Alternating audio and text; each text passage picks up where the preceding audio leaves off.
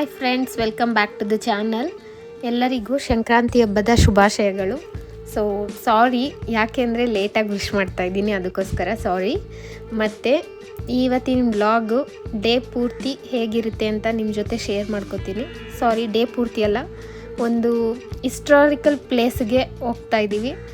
So ಮುಂದೆ ನೋಡಿದ್ರೆ ನಿಮಗೆ ಗೊತ್ತಾಗುತ್ತೆ. ದಯವಿಟ್ಟು ಸಪೋರ್ಟ್ ಮಾಡಿ ನಮ್ಮ ಚಾನಲ್ನ. ಹಾಗೆ ಇಷ್ಟ ಆದರೆ ದಯವಿಟ್ಟು ಒಂದು ಲೈಕ್ ಮಾಡಿ, ಸಂಪೂರ್ಣವಾಗಿ ವಿಡಿಯೋ ನೋಡಿ. ನಿಮಗೂ ತಿಳಿದೇ ಇರೋವಂಥ ವಿಷಯಗಳು ನಿಮಗೂ ತಿಳಿಯುತ್ತೆ ಅಂತ ಅನಿಸುತ್ತೆ. ಹಾಗೆ ರಂಗೋಲಿ ಹೇಗಿದೆ ಅಂತ ಕಮೆಂಟ್ ಮಾಡೋದನ್ನು ಮಾತ್ರ ಮರಿಬೇಡಿ ಫ್ರೆಂಡ್ಸ್. ಬನ್ನಿ ಇವಾಗ ವಿಡಿಯೋ ಸ್ಟಾರ್ಟ್ ಮಾಡೋಣ. ಹಾಗೆ ನನಗೆ ಚಿಕ್ಕ ವಯಸ್ಸಿಂದ ಪಕ್ಕದ ಊರಲ್ಲೇ ಇದ್ದಿದ್ದರಿಂದ ನನಗೆ ಸ್ವಲ್ಪ ಗೊತ್ತಿರೋ ವಿಷಯನ ನಿಮ್ಮ ಹತ್ರನೂ ಶೇರ್ ಮಾಡ್ಕೊತೀನಿ. ಬನ್ನಿ ಇವಾಗ ಸ್ಟಾರ್ಟ್ ಮಾಡೋಣ. ಇವತ್ತು ಭಾಳ ದಿನಗಳೇ ಆಗಿತ್ತು ಟ್ರಾವೆಲ್ ಲಾಗ್ ಮಾಡಿ. ಇವತ್ತು ಒಂದು ವಿಡಿಯೋ ಮಾಡೋಣ ಅಂತ ಬಂದ್ವಿ. ಸೊ ಎಲ್ಲಿಗೆ ಬಂದಿದ್ದೀವಿ ಅಂತ ಗೆಸ್ ಮಾಡಿ ನೋಡೋಣ. ಎಲ್ಲಿಗೆ ಬಂದಿದ್ದೀವಿ? ಅಲ್ಲೇ ಕರ್ಕೊಂಡೋಗಿ ತೋರ್ಸೋಣ. ಅಲ್ಲೇ ಕರ್ಕೊಂಡೋಗಿ ತೋರ್ಸೋಣವಾ? ಬನ್ನಿ. ಒಂದು 40-50 ಕಿಲೋಮೀಟ್ರ್ ದೂರ ಬಂದಿದ್ದೀವಿ. ಒಂದು ಹಿಸ್ಟಾರಿಕಲ್ ಪ್ಲೇಸ್ ಇದು, ತೋರಿಸ್ತೀವಿ ಬನ್ನಿ. ಅಲ್ಲೇ ಹೋಗೋಣ. ನೀವು ನಮ್ಮ ಜೊತೆ, ನೀವು ಇದು ಒಂದು ಟೆಂಪಲ್, ಒಟ್ಟಿನಲ್ಲಿ ಯಾವ ಟೆಂಪಲ್ ಅಂತ ಅಲ್ಲಿ ಹೋದ್ಮೇಲೆ ಹೇಳ್ತೀವಿ. ಸೊ ಬನ್ನಿ, ನೀವು ದರ್ಶನ ಮಾಡ್ಕೊಳ್ಳಿ ನಮ್ಮ ಜೊತೆ, ಎಂಜಾಯ್ ಮಾಡಿ ಪ್ಲೇಸ್ನ. ದಯವಿಟ್ಟು ವಿಡಿಯೋ ಇಷ್ಟ ಆದರೆ ಲೈಕ್ ಮಾಡಿ. ಸುಮ್ಮನೆ ಒಂದು ಕ್ಲೂ ಕೊಡ್ತೀವಿ, ನೋಡ್ಕೊಳ್ಳಿ. ಕ್ಲೂ ಕೊಡ್ತೀವಿ. ಸಾಕು ಸಾಕು ಸಾಕು. ಹೋಗೋಣ ಹೋಗೋಣ. ತಿನ್ನಪ್ಪ. ಲಡ್ಡು ಹಾಯ್ ಮಾಡಿ ಮಗನೇ. ಬಿಸಿಲು ಸಿಕ್ಕಾಪಟ್ಟೆ, ನಡೀರಿ ಫ್ರೆಂಡ್ಸ್. ನಿಮಗೆ ಜಾಸ್ತಿ ಏನು ಕ್ಯೂರಿಯಾಸಿಟಿ ಏನು ಬೇಡ. ಸೊ ನಿಮಗೆ ರೋಡ್ ನೋಡಿದ ತಕ್ಷಣವೇ ಗೊತ್ತಾಗ್ಬೋದು ನಾವು ಯಾವ ದೇವಸ್ಥಾನಕ್ಕೆ ಬಂದಿದ್ದೀವಿ ಅಂತ. ಎಸ್, ನಾವು ಮೇಲ್ಕೋಟೆ ಚೆಲುವನಾರಾಯಣ ಸ್ವಾಮಿ ದೇವಸ್ಥಾನಕ್ಕೆ ಬಂದಿದ್ದೀವಿ. ಚೆಲುವನಾರಾಯಣ ಅಂದರೆ ಬರೀ ಅವರೊಬ್ಬರೇ ಇಲ್ಲ, ಜೊತೆಗೆ ನರಸಿಂಹಸ್ವಾಮಿ ದೇವಸ್ಥಾನವೂ ಕೂಡ ಇದೆ. ಸೊ ಅದರ ಬಗ್ಗೆ ನನಗೆ ತಿಳಿದಷ್ಟು ಸ್ವಲ್ಪ ಕಥೆನ ನಿಮ್ಮ ಹತ್ರನೂ ಶೇರ್ ಮಾಡ್ಕೊಳ್ಳೋಣ ಅನ್ನಿಸ್ತು. ಯಾಕೆ ಅಂದರೆ ನಮ್ಮೂರು ಕೇರ್ಪೇಟೆ ಆಗಿರೋದ್ರಿಂದ, ಪಕ್ಕದಲ್ಲೇ ಇರೋದ್ರಿಂದ ನನಗೂ ಸ್ವಲ್ಪ ಹಿರಿಯರು ಹೇಳಿದ್ದನ್ನ ಕೇಳಿದ್ದೀನಿ. ಸೊ ಅದನ್ನು ನಿಮ್ಮ ಜೊತೆ ಶೇರ್ ಮಾಡೋಣ ಅಂತ ಅನ್ನಿಸ್ತು. ಸೊ ಶೇರ್ ಮಾಡ್ತಾಯಿದ್ದೀನಿ ಫ್ರೆಂಡ್ಸ್. ಇಷ್ಟ ಆದರೆ ದಯವಿಟ್ಟು ಲೈಕ್ ಮಾಡಿ, ಪೂರ್ತಿಯಾಗಿ ಕೇಳಿ. ಇಂಟ್ರೆಸ್ಟಿಂಗ್ ಆಗಿರುತ್ತೆ ಸ್ಟೋರಿ. ವಯಸ್ಸಾದವ್ರ ಕೈಲಿ ಹೇಳಿಸ್ಬೇಕಾಗಿತ್ತು, ಸಾರಿ. ಅವರು ದೂರದಲ್ಲಿ ಇರೋದ್ರಿಂದ ನಾನೇ ಅವರ ಬಾಯಲ್ಲಿ ಕೇಳಿಸ್ಕೊಂಡಿರೋದ್ರಿಂದ ನಾನೇ ಹೇಳ್ತಾ ಇದ್ದೀನಿ. ದಯವಿಟ್ಟು ಕೇಳಿಸ್ಕೊಳ್ಳಿ ಪೂರ್ತಿ. ಸೊ ಫಸ್ಟ್ದಾಗಿ ಭಕ್ತ ಪ್ರಹ್ಲಾದ ಅವರು ತನ್ನ ತಂದೆ ನನ್ನಿಂದನೇ ಸತ್ತೋದ್ರು ಅಂತ ಹೇಳಿ ಸ್ವಲ್ಪ ಮನಸ್ಸಿಗೆ ಬೇಜಾರಾಗಿ ತೀರ್ಥಕ್ಷೇತ್ರಗಳನ್ನ ಸುತ್ತುತ್ತಾ ಇರ್ತಾರೆ. ಅದರಲ್ಲಿ ನಮ್ಮ ಮೇಲ್ಕೋಟೆನೂ ಒಂದು. ಭಕ್ತ ಪ್ರಹ್ಲಾದ ಅವರು 12 ವರ್ಷ ಮೇಲ್ಕೋಟೆಯಲ್ಲೇ ಇರ್ತಾರೆ. ಈ 12 ವರ್ಷ ಅವಧಿಲಿ ಒಂದು ದಿನ ನದಿ ಸ್ಥಾನಕ್ಕೆ ಅಂತ ಹೋಗ್ತಾ ಇರಬೇಕಾದ್ರೆ ಅಲ್ಲಿ ಅವ್ರ ಹತ್ರ ಒಂದು ಸಾಲಿಗ್ರಾಮ ಇರುತ್ತೆ. ಆ ಸಾಲಿಗ್ರಾಮನ ತೆಗೆದು ನದಿ ದಂಡೆಯಲ್ಲಿ ಮಡಗಿ, ಅಂದರೆ ಕಲ್ಯಾಣಿಲಿ, ಈಗೇನಿದೆ ಕಲ್ಯಾಣಿ, ಆ ಕಲ್ಯಾಣಿ ದಂಡೆಲೆ ಮಡಗಿ ಸ್ನಾನ ಮಾಡ್ಕೊಂಡು ಬರೋಷ್ಟರಲ್ಲಿ ಆ ಸಾಲಿಗ್ರಾಮ ನರಸಿಂಹಸ್ವಾಮಿ ಅವತಾರದಲ್ಲಿ ಬದಲಾಗಿತ್ತಂತೆ. ಸೊ ಅದೇ ಸಾಲಿಗ್ರಾಮ ವಿಗ್ರಹನ ಪ್ರತಿಷ್ಠಾಪನೆ ಮಾಡಿರೋದು. ಅದು ಉದ್ಭವ ಮೂರ್ತಿ ಅಂತ ಎಲ್ಲರೂ ಹೇಳ್ತಾರೆ. ಸೊ ಈಗಿರೋದೂ ಅದೇ ಮೂರ್ತಿನೇ, ನೀವು ನೋಡ್ಬೋದು. ಮೇಲ್ಕೋಟೆಗೆ ಹೋದಾಗ ಯೋಗ ನರಸಿಂಹಸ್ವಾಮಿ ಉದ್ಭವ ಮೂರ್ತಿನೇ ಇರೋದು. ಸೊ ಅಲ್ಲಿ ಹೋಗಿ ಮಕ್ಕಳಾಗಿಲ್ಲದೆ ಇದ್ದವರು, ಮದುವೆ ಆಗಿಲ್ಲದೆ ಇದ್ದವರು, ಅಥವಾ ನಿಮ್ಮ ಕೆಲಸ ಕಾರ್ಯಗಳು ಏನೇ ಆಗಿಲ್ಲ ಅಂದ್ರೂ ಅಲ್ಲಿ ಹೋಗಿ ಬೇಡ್ಕೊಂಡ್ರೆ ಆಗುತ್ತೆ ಅನ್ನೋ ನಂಬಿಕೆ ಎಲ್ರಿಗೂ ಇದೆ. ಸೊ ನಿಮಗೂ ಏನಾದರೂ ಇದ್ದರೆ ದಯವಿಟ್ಟು ಹೋಗಿ ದರ್ಶನ ಮಾಡಿ. ಹಾಗೆ ಯೋಗ ನರಸಿಂಹಸ್ವಾಮಿ ಆಶೀರ್ವಾದ ನಿಮ್ಗೆಲ್ರಿಗೂ ಸಿಗಲಿ ಅಂತ ನಾವು ಕೂಡ ಬೇಡ್ಕೊತೀವಿ. ಮಕ್ಕಳು ಎನರ್ಜಿನ ಮೆಚ್ಚಲೇಬೇಕು. ಒಂದು ಸ್ವಲ್ಪನೂ ಕೂತ್ಕೊಳ್ಳಿಲ್ಲ, ಒಂದು ಸ್ವಲ್ಪ ಹೊತ್ತೂ ಸುಸ್ತು ನನಗೆ ಅಂತ ಹೇಳಲಿಲ್ಲ. ಎತ್ಕೊಳ್ಳ ಅಂತ ಕೇಳಿದ್ರೆ ಬೇಡ ನಾನು ನಡಿತೀನಿ ಅಂತೇಳಿ ನಡೀತಾಯಿದ್ರು. ಸೊ ಎನರ್ಜಿನ ಮೆಚ್ಚಲೇಬೇಕು ಮಕ್ಕಳದು. ನಮ್ಮ ಕೈಲಾಗಲ್ಲ ಆ ರೀತಿ ಮಾಡಲಿಕ್ಕೆ. ಸೊ ಮಕ್ಳಿಗೂ ಟೈಮ್ ಕೊಟ್ಟಂಗೆ ಆಯಿತು ಅಂತ ನನಗೂ ನನ್ನ ಹಸ್ಬೆಂಡ್ಗೂ ತುಂಬ ಖುಷಿ ಆಯಿತು. ಹಾಗೆ ಇಲ್ಲೊಂದು ತುಳಸಿ ಕಟ್ಟೆ ಇದೆ.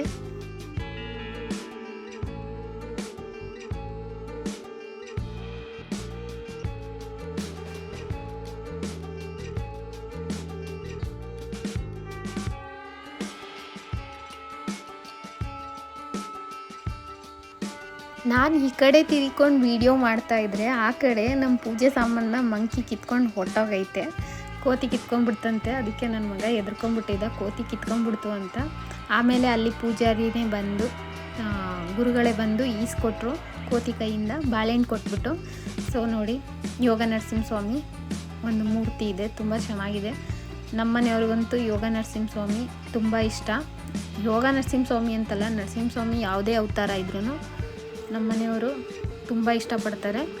ಸೊ ಅವರು ಡೈಲಿ ಎವ್ರಿ ಡೇ ಮಂತ್ರನ ಹೇಳಿನೇ ಹೊರಗಡೆ ಹೋಗೋದು. ಯೋಗ ನರಸಿಂಹಸ್ವಾಮಿ ಮಂತ್ರ ಆಗ್ಬೋದು, ಇನ್ನೂ ಯಾವ್ಯಾವ ಹಲವಾರು ನರಸಿಂಹಸ್ವಾಮಿ ಮಂತ್ರಗಳನ್ನ ಹೇಳ್ತಾರೆ. ಸೊ ನಾನು ಒಂದಿನ ಆ ವಿಡಿಯೋನ ಮಾಡ್ತೀನಿ. ಅವರು ಮಂತ್ರಗಳು ಹೇಳ್ತಾರಲ್ಲ ಆ ವಿಡಿಯೋಗಳನ್ನ ನಾನು ಮಾಡಿ ಹಾಕ್ತೀನಿ ಮುಂದಿನ ದಿನಗಳಲ್ಲಿ. ಸೊ ಇವಾಗ ದೇವ್ರ ದರ್ಶನಕ್ಕೆ ಅಲ್ಲೇ ಕಾಯಿ ಹೊಡ್ಕೊಂಡು ಹೋಗಬೇಕು. ನಾನು ಸ್ವಲ್ಪ ವಿಡಿಯೋ ಮಾಡಿಕೊಂಡೆ ದೇವ್ರದ್ದು, ನೋಡ್ಬೋದು ನೀವು. ಇಷ್ಟ ಆದರೆ ಎಂಜಾಯ್ ಮಾಡಿ. ಮತ್ತು ಹೊರಗಡೆ ಬಂದ್ವಿ, ದೇವ್ರ ದರ್ಶನ ಎಲ್ಲ ಆಯಿತು, ಪೂಜೆ ಎಲ್ಲ ಆಯಿತು. ಎಷ್ಟು ಚೆನ್ನಾಗಿದೆ ಅಂದರೆ ವ್ಯೂ, ಫೋಟೋಶೂಟು, ಶೂಟಿಂಗು ಎಲ್ಲ ನಡೆಯುತ್ತೆ ಅಲ್ಲ ಇಲ್ಲಿ. ಆದ್ದರಿಂದ ಅದಕ್ಕೆ ಅಂತಲೇ ಮಾಡಿಸಿದ ಜಾಗನೇ ಮೇಲ್ಕೋಟೆ ಅನ್ಬೋದು. ಸೊ ಅಲ್ಲಿ ಹೋಗಿಲ್ಲ ಅಂದರೆ ಪುಳಿಯೋಗರೆ ಮೊಸರನ್ನ ತಿಂದಿಲ್ಲ ಅಂದರೆ ಹೇಗೆ. ಸೊ ಅಲ್ಲಿ ಹೋಗಿ ಪುಳಿಯೋಗರೆ ಮೊಸರನ್ನ ತಿಂದು ಹೊರಡ್ತಾ ಇದ್ದೀವಿ. ಸೊ ಆದರೆ ನನಗೆ ಎಕ್ಸ್ಪೆನ್ಸಿವ್ ಅನ್ನಿಸ್ತು ಪುಳಿಯೋಗರೆ ಮೊಸರನ್ನ. ಒಂದೊಂದಕ್ಕೆ 50 ರೂಪಾಯಿ ಇಷ್ಟಿತ್ತು. ಅದಕ್ಕೇ ತಿಂದಿಲ್ಲ ಅನ್ನೋದಕ್ಕಿಂತ ಒಂದೊಂದು ಪ್ಲೇಟ್ ತಿಂದ್ಬಿಟ್ಟು ಹೋಗೋಣ ಅಂಥೇಳಿ ತಿಂದ್ವಿ. ಸೊ ಅಲ್ಲೆರಡು ಮಂಕಿ ಕಿತ್ತಾಡ್ತಾಯಿತ್ತು. ಇಲ್ಲಿ ನೋಡಿ, ಹಾವು ಮಂಡ್ಲದಾವಂತೆ ಇದು. ನಮ್ಗೆ ಗೊತ್ತಿರಲಿಲ್ಲ. ಅಲ್ಲಿ ಒಬ್ಬರು ಹೋಗ್ತಾಯಿದ್ರು, ಅವರು ಹೇಳಿದ್ರು ಮಂಡ್ಲದಾವೋದು ಅಂತ.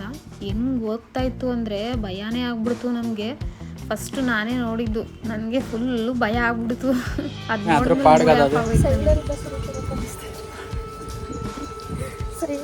ಅದ್ರ ಪಾಡಕ್ಕೆ ಅದು ಒಳಗೈತೆ.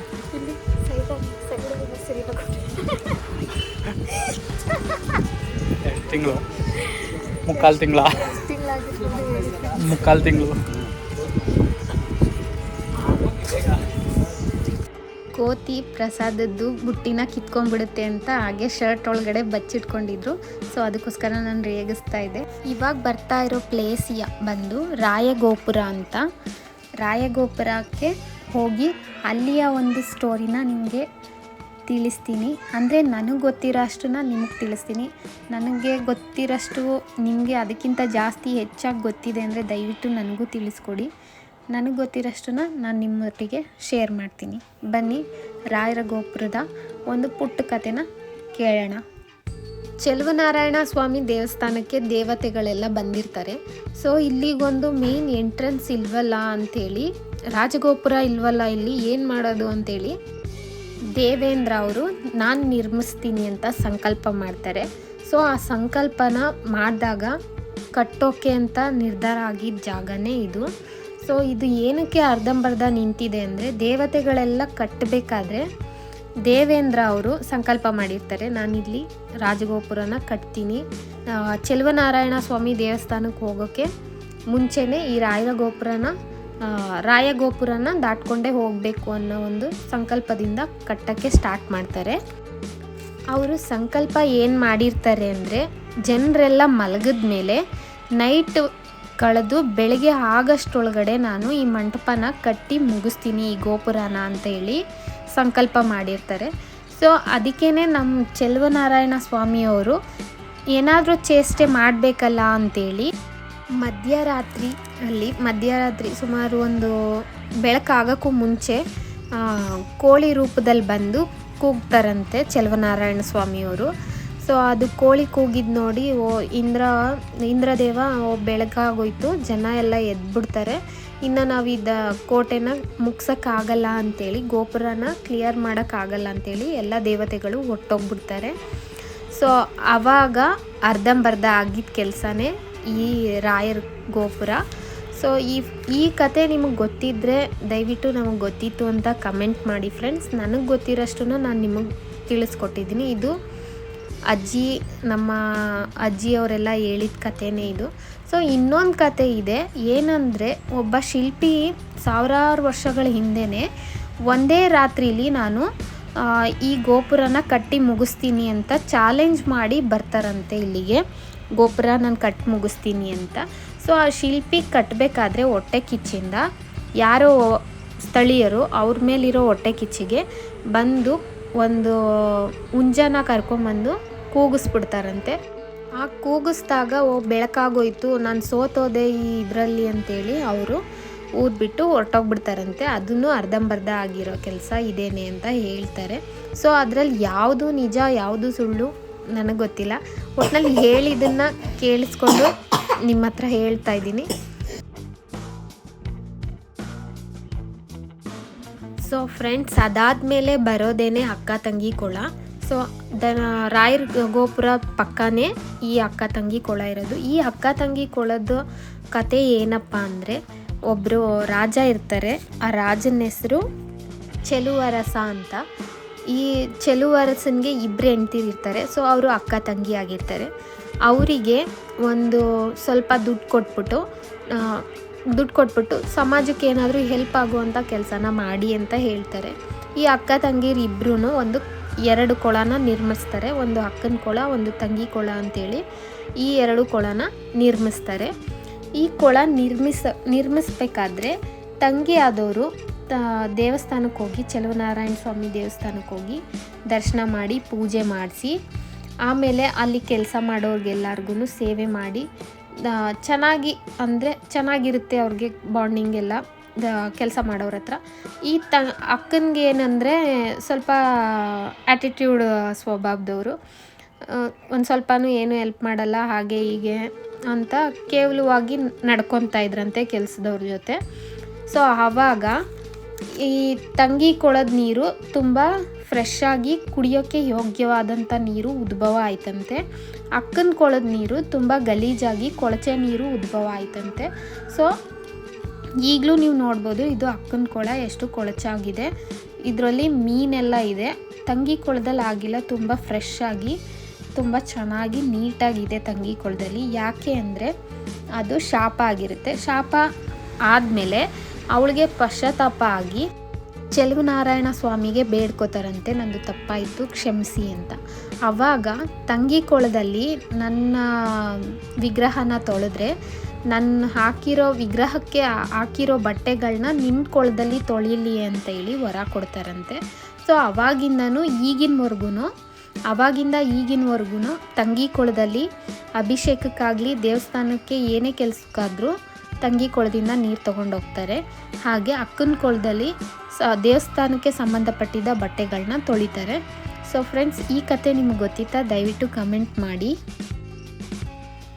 ಸೊ ಫ್ರೆಂಡ್ಸ್, ನೀವು ಅಷ್ಟೇ ಮೇಲ್ಕೋಟೆಗೆ ಹೋದಾಗ ಯಾವುದೇ ಕೊಳದಲ್ಲಾಗಲಿ ಕಾಲು ಹಾಕಕ್ಕೆ ಹೋಗಬೇಡಿ. ಅದಕ್ಕೆ ಅಂತಲೇ ಕಲ್ಯಾಣಿ ಇದೆ, ಕಲ್ಯಾಣಿಲಿ ಹೋಗಿ ಸ್ನಾನ ಮಾಡಿ. ಇವಾಗ ಚೆಲುವನಾರಾಯಣ ಸ್ವಾಮಿ ದೇವಸ್ಥಾನಕ್ಕೆ ಹೋಗ್ತಾ ಇದ್ದೀವಿ. ನಾನು ಏನಕ್ಕೆ ಇದನ್ನು ಲಾಸ್ಟಿಗೆ ಹೋಗ್ತಾ ಇದ್ದೀವಿ ಅಂದರೆ, ಅಲ್ಲಿ ಪೂಜೆಗೋಸ್ಕರ ತಯಾರಿ ನಡೀತಿತ್ತು. ಸೊ ಅದಕ್ಕೆ ಹೊರಗಡೆ ಅವ್ರನ್ನ ಯಾರನ್ನೂ ದೇವಸ್ಥಾನದೊಳಗೆ ಬಿಡ್ತಾ ಇರಲಿಲ್ಲ. ಇವಾಗ ಬಿಡ್ತಾ ಇದ್ದಾರೆ. ಸೊ ಇವಾಗ ಹೋಗ್ತಾ ಇದ್ದೀವಿ ದರ್ಶನ ಮಾಡಲಿಕ್ಕೆ. ನಮ್ಮ ಜೊತೆ ನೀವು ಕೂಡ ದರ್ಶನ ಮಾಡಿ. ಮತ್ತು ಈ ಚೆಲುವನಾರಾಯಣ ಸ್ವಾಮಿಗೆ ಇನ್ನೊಂದು ಹೆಸರಿದೆ, ತಿರುವನಾರಾಯಣ ಅಂತೇಳಿನೂ ಕರೀತಾರೆ ಚೆಲುವನಾರಾಯಣ ಸ್ವಾಮಿನ. ಹಾಗೆ ಮೈಸೂರು ರಾಜರು ಒಡೆಯರು ಇದ್ರಲ್ಲ, ಯಾವ ಒಡೆಯರು ಅಂತ ಗೊತ್ತಿಲ್ಲ ನನಗೆ ಮೆನ್ಷನ್ ಮಾಡೋಕ್ಕೆ. ಸೊ ಅವರು ಮೈಸೂರು ಒಡೆಯರಿಗೆ ಆರಾಧ್ಯ ದೈವ ಅಂತೆ ಚೆಲುವನಾರಾಯಣ ಸ್ವಾಮಿ. ಸೊ ಅದರಿಂದ ಅವರು 2 ಕಿರೀಟನ ಕೊಟ್ಟಿದ್ರಂತೆ ದೇವರಿಗೆ. ಒಂದು ವೈರಮುಡಿ ಅಂತ, ಇನ್ನೊಂದು ವಜ್ರ ಮುಕುಟ ಅಂತ, ಇನ್ನೊಂದು ಕೃಷ್ಣರಾಜ ಮುಡಿ ಅಂತ. ಇವು 3 ಕಿರೀಟ ಇದೆ ಅಲ್ಲಿ. ಸೊ ಅದರಲ್ಲಿ ಮೈಸೂರು ರಾಜರು 2 ಕೊಟ್ಟಿದ್ದಾರೆ ಅಂತ ಹೇಳ್ತಾರೆ. ಸೊ ಅದರಲ್ಲಿ ಯಾವ್ದು ಕೊಟ್ಟಿದ್ದಾರೆ ಅಂತ ಕ್ಲಿಯರಾಗಿ ಗೊತ್ತಿಲ್ಲ. ಸೊ 3ರಲ್ಲಿ 2 ಮೈಸೂರು ರಾಜರಿಂದ ಕಾಣಿಕೆಯಾಗಿ ಬಂದಂಥದ್ದು ಅಂತ ಹೇಳ್ತಾರೆ. ಸೊ ಮೈಸೂರು ರಾಜರು ಅಷ್ಟೇ ತುಂಬ ರೀತಿಯಾದ ಸಹಾಯ ಮಾಡಿದಾರಂತೆ ಈ ದೇವಸ್ಥಾನಕ್ಕೆ. ಅಲ್ಲಿ ಹೋಗಿ ನೀವು ಕೇಳಿದ್ರೆ ಪೂಜಾರಿಗಳೇ ಹೇಳ್ತಾರೆ ಸ್ಟೋರಿನ. ಹಾಗೆ ರಾಮಾನುಜಾಚಾರ್ಯರು ಇಲ್ಲಿ ಅಂದರೆ ಶಿವನ ಭಕ್ತರು ಮತ್ತು ನಾರಾಯಣನ ಭಕ್ತರು ಜಗಳ ಮಾಡ್ತಾ ಇರಬೇಕಾದ್ರೆ ಆವಾಗ ಬೇಸತ್ತು ಈ ಮೇಲ್ಕೋಟೆ ಸ್ಥಳಕ್ಕೆ ಬರ್ತಾರಂತೆ ರಾಮಾನುಜಾಚಾರ್ಯರು. ಮಲಗಿರಬೇಕಾದ್ರೆ ಅವ್ರ ಕನಸಲ್ಲಿ ನಾರಾಯಣ ಸ್ವಾಮಿ ಬಂದು ನನ್ನ ವಿಗ್ರಹ ದೆಹಲಿಯ ಸುಲ್ತಾನ್ ಮೊಹಮ್ಮದ್ ಶಾ ದಾಳಿ ಮಾಡಿ ನನ್ನ ವಿಗ್ರಹನ ತಗೊಂಡೋಗಿ ಅವ್ರ ಹತ್ರ ಇಟ್ಕೊಂಡಿದ್ದಾರೆ.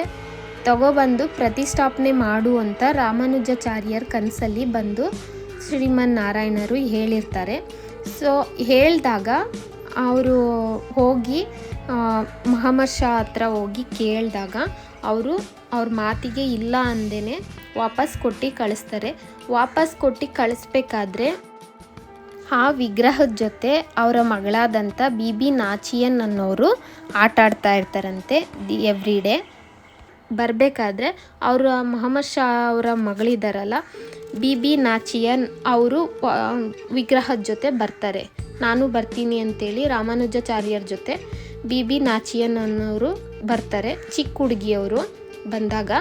ಸೊ ಅವ್ರು ಬಂದಾಗ ಜೊತೆಯಲ್ಲೇ ಪ್ರತಿಷ್ಠಾಪನೆ ಮಾಡ್ತಾರೆ. ದೇವಸ್ಥಾನದ ಗರ್ಭಗುಡಿಲಿ ನೀವು ನೋಡ್ಬೋದು ಚೆಲುವನಾರಾಯಣ ಸ್ವಾಮಿನ ವಿಗ್ರಹನ ಪ್ರತಿಷ್ಠಾಪನೆ ಮಾಡ್ತಾರೆ. ಚೆಲುವನಾರಾಯಣ ಸ್ವಾಮಿ ಪಾದದ ಮೇಲೇ ಇಟ್ಟು ಅವ್ರನ್ನ ಪೂಜೆ ಮಾಡ್ತಾರೆ. ಸೊ ಫ್ರೆಂಡ್ಸ್, ಈ ಕತೆ ನಿಮಗೆ ಯಾರ್ಯಾರಿಗೆ ಗೊತ್ತಿತ್ತು, ಯಾರ್ಯಾರಿಗೆ ಗೊತ್ತಿರಲಿಲ್ಲ ದಯವಿಟ್ಟು ಕಮೆಂಟ್ ಮಾಡಿ. ಹಾಗೆ ಈ ಸ್ಟೋರಿ ಏನಾದರೂ ಸ್ವಲ್ಪನಾದರೂ ಇಷ್ಟ ಆಗಿದ್ದರೆ ಅಥವಾ ಚೆನ್ನಾಗಿ ಹೇಳಿದ್ದೀನಿ ಅಂತ ನಿಮಗೇನಾದರೂ ಅನಿಸಿದ್ರೆ ಅಥವಾ ತಪ್ಪು ಹೇಳಿದ್ದೀನಿ ಅಂತ ಏನಾದರೂ ಅನಿಸಿದ್ರೆ ದಯವಿಟ್ಟು ನನಗೆ ಕಮೆಂಟ್ ಬಾಕ್ಸಲ್ಲಿ ಕಮೆಂಟ್ ಮಾಡಿ. ಹಾಗೆ ನಿಮ್ಮ ಸಪೋರ್ಟ್ ನನಗೆ ತುಂಬ ಭಾಳ ಮುಖ್ಯ. ಹೇಗೆ ಅನ್ನಿಸ್ತು ಅಂತ ದಯವಿಟ್ಟು ಕಮೆಂಟ್ ಮಾಡಿ ಫ್ರೆಂಡ್ಸ್. ಕಮೆಂಟ್ ಮಾಡೋದನ್ನು ಮಾತ್ರ ಮರಿಬೇಡಿ.